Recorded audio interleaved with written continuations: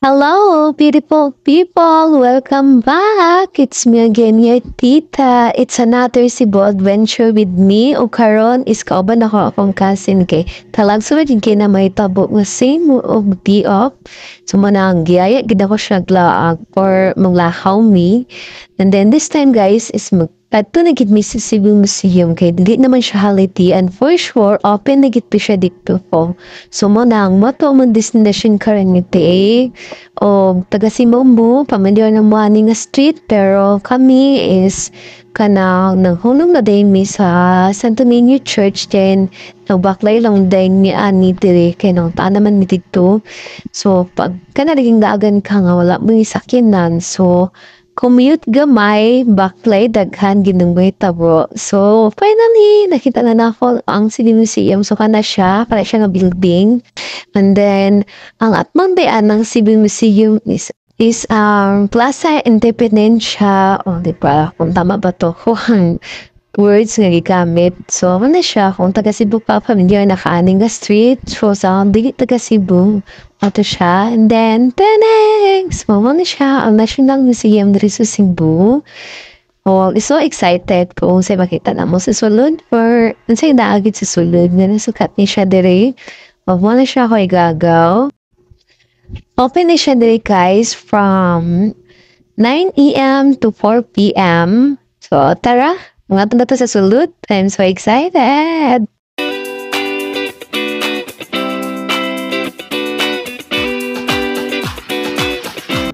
So, before di mo makasulod dito is yan pa mo dito nga bawal giti ay mag-videos, take photo siya, pero no flash. Pero kanay mga is patago na kiti ang mga dito nang wala, tanong na mo wala mga bantay. Di ba kay kitugtungon. So, ano siya, first floor to ganina, nagkaroon basa ka namin sa second floor.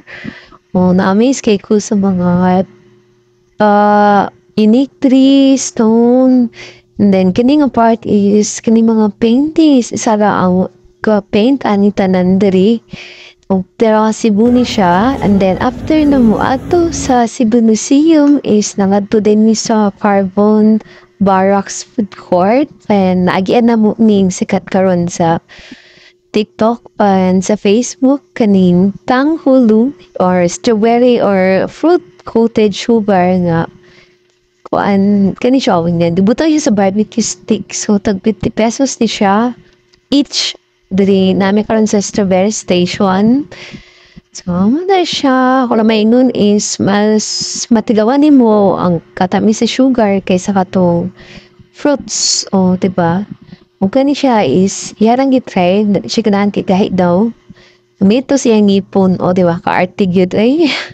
Then, na hindi na migsudan or nangita migpesto asa mi pwede.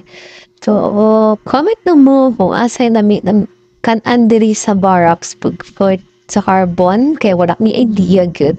And then designing kanina lang diri nga part diri nga store kay wala din mo pud siya and then murag fresh pa lang mga pagkaon. So na mini me o nagkuha siya barbecue and then diba na yung mga seafoods kompleto na sila diri among order is puchero kani barbecue o katong gusto or dato diba kani is sinabuan naman na sa tuwa di lahat puchero awan na mga ano na ita guys diba halag way kwarta basta kaon is light diba is kaon now tinga later ang way tabuan ni kay kung wani juga diri sa Barracks Food Court is pwede nga di ka makakaon kay daghan kay pagkaon nga mapilian o busong gid kay ang mata diba so that's it for today's video guys, hope you enjoy it and see you